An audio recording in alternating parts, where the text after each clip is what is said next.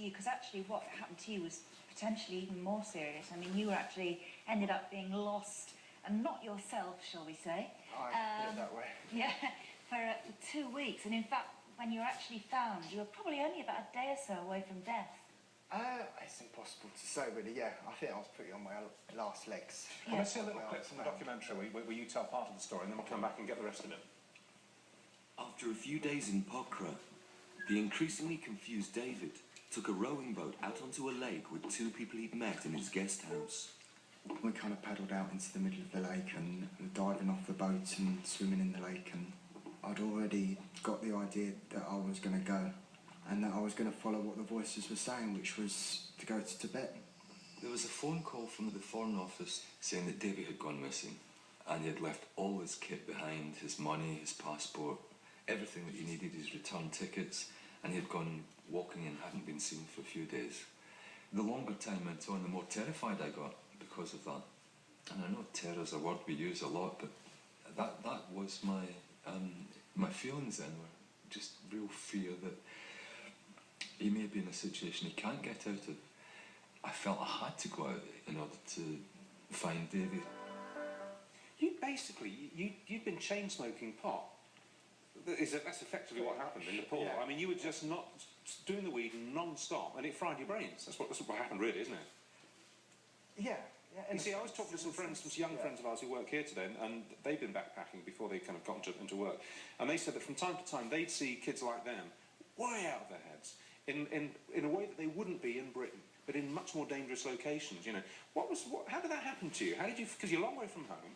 I wouldn't say it wouldn't happen in Britain either. I could have just as easily had an episode in Britain where. But at least, you know, hopefully an ambulance would come along and you'd sort of, you know, get put in a hospital to sort yourself out for a bit. It's a bit different in the bush of Nepal, isn't it? I'm not looking back on it. I have to be positive about it. And for me, although what my dad went through and what the rest of my family went through and everything was horrific, for me it was, I would have rather have ended up that happening than to end up in a psychiatric unit and pumped full of drugs. But is it true that I think you say in the documentary that after you smoked your last spliff, you saw a fish in a river, stream, and these voices in your head said, follow the fish to Nirvana. You had to Nepal, to Tibet. To Tibet. The fish would lead you.